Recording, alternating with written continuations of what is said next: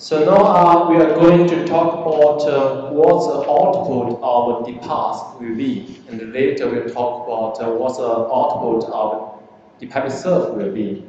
So for the DPARSF, and you open the working directory. Under the working directory, there was always a .mat file. So for the .mat file, it's usually the auto-saved one. So basically, what's your parameter settings is always stored in this .mat file. So later, you can open this .mat file or load this .mat file to check what your setup is.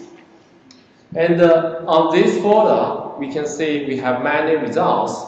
At the very beginning, we have this fun raw data. So fun raw data have subjects. So subject 01, 2, 2, 0, 3. Within this, each one is the functional raw data. And T1 raw is a T1 raw data. So for the T1 raw data, each subject has T1 raw data. So after decant to Nifty, for example, the T1 raw data converted to T1 image. So under each directory, there's some T1 images. And usually, the T1 image is the original one, and the CO one is cut and neck. Usually, we use the CO one for further steps. And then we can also use the image T1 image bat, and this one, you can have a look. With this one, there's no skull anymore. And so this one is skull stripped one. So that's for registration.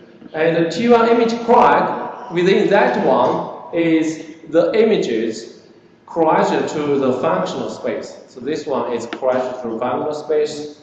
And the T1 image new segment is a segmentation. So open this one. You, for example, you have C1. So that's gray matter density in MS space. And you C2, C3. And also you can have the MWC1. So WC1 means what? WC1 means the MS space gray matter density, and MWC1 is the one within the MS space basic gray matter volume. And also there's some other files like a template. So for the template 6, this one actually is a detailed template used for spatial normalization. And have a lot of other files. And this is for structured data. For the functional data, from the fun raw converts to fun image. So each fun image, you can open that one. And this is functional data. And from fun image, those with the A is after slice timing, with the R is after reline, with the C is after covariance regression. And the covariates will start in AR-COVs, so you can see the covariables for each subject, the covariables, what they are. The AR-CW, that means they further normalize to MS space, and the F means have do the filtering, and then the C means apply to a symmetric template, and the S did a smooth. And the AR global, this folder is the same as AR, but after that one we do global single regression. So the AR global C is we performed covariance regression with the global single regression, and with the COVs is a covariance with the global single regression, and the W means further normalized to MS space, F means filter, C means to the symmetric space, and S to further smooth.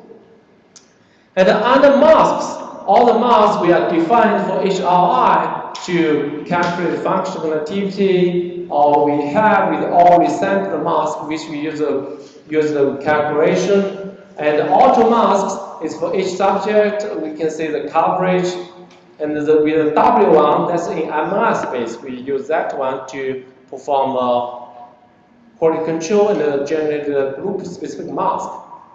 And also have segmentation masks. If you want to use the segmentation as a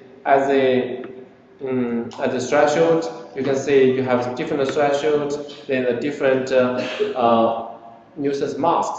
And the Walker mask is a different mask into the individual space. And the pictures for check normalization, you can always have the spatial normalization pictures, and they have different, you can see, they have different normalization effects. And under quality control, you have low function image QC. You can see within use Excel to open what kind of quality control scores you give them. And the real-line parameters is the head motion real-line parameters. For each subject, we have the back mean data and the mean functional the mean functional data or mean functional normalized MS space. And also, we have the FT junction, FT power, FT mean DAC, and have a real-line parameter file. Basically, mostly we use this headmotion.tsv. We use that to open with Excel, and after Excel, you can see each row is a subject, and each column is different kind of head motion method. But what we are interested in usually is the last one is mean FT junction. And then we copy that one to exclude subjects or use that as a head motion covariance. And for reoriented mice, those reoriented mice is the interactive reorienting. So you click something, they have a matrix, we just store that. And we have results and results eyes. Results eyes with a big eyes, that means did a smooth on the results. Finally go to results. We first look at the symmetric group template. So this is group T1 image template. So all the subjects, you can see the skull, they are not correct well, but on the brain they correct pretty well. And also for symmetric template, so this one is symmetric. So for the VMC, we all correct to this symmetric template.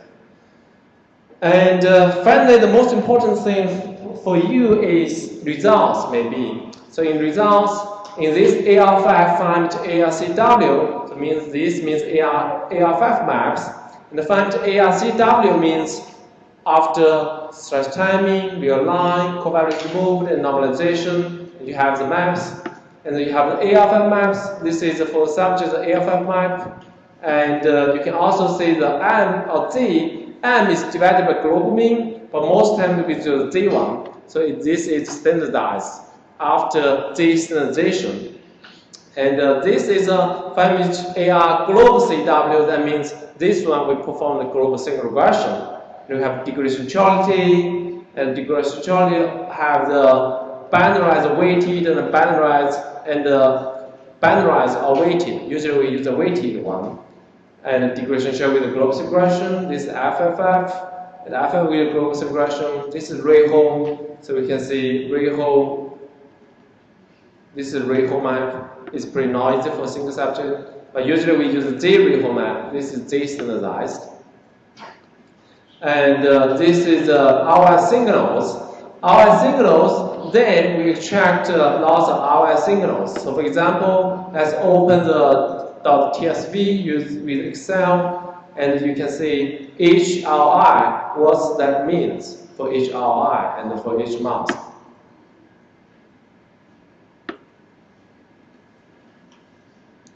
And you can have the RI signals. So within that one is the RI signals. So they have many columns. That means you have many RIs.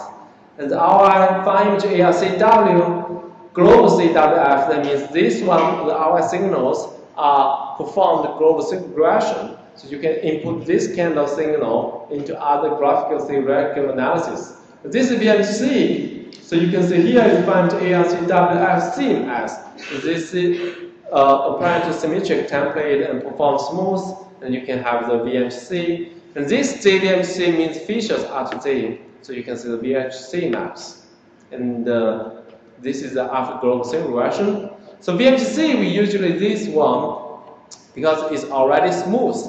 But for other metrics, we use those methods in the results eyes folder because after this one, we perform spatial smoothing. Usually, when we perform, after we perform the quality control, we do static analysis. We just organize, for example, AR5 organize this SG AR5 maps under results eyes. This means After smoothing and those results, we organize them into different folders to perform two-sample t-test. So controls in one folder and the disease group in one folder. Then we use DPARSF analysis to perform two-sample t-test. And the same as degradation shortly, FF array hole, we perform. You just organize X-ray array hole maps and controls in one folder and the disease in one folder and perform two-sample t-test.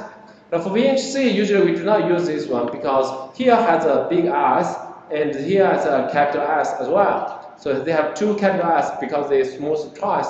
We do not use this one. We use the results that has one capital S.